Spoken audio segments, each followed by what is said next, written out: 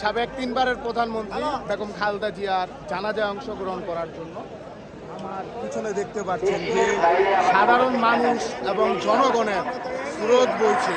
পুরো পশ্চিম প্লাজা পুরোটা ভরে এখন পুরো রাস্তা দেখুন আপনারা, হাজার হাজার মানুষের জনস্রোত।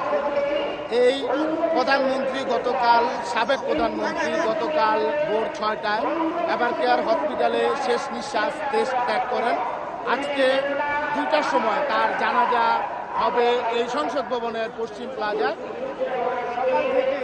এখানে সাধারণ মানুষ, বিএনপির কর্মী থেকে শুরু করে সারা বাংলাদেশ থেকে হাজার হাজার মানুষ এসেছে এই জানাজায় অংশগ্রহণ করার জন্য। আপনাদের দেখানোর চেষ্টা করছি, আমার পিছনে দেখুন না, শুধু মানুষ আর মানুষ, হাজার হাজার মানুষ, জনস্রোত। আস্তে আস্তে আস্তে আস্তে হাঁটি হাঁটি পা পা করে তারা ওই পশ্চিম প্লাজার দিকে যাচ্ছে।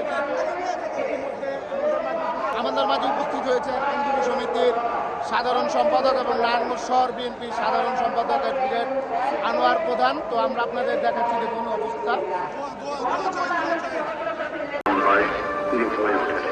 বাংলাদেশের রাজনৈতিক ইতিহাসে এক অনন্য চরিত্র।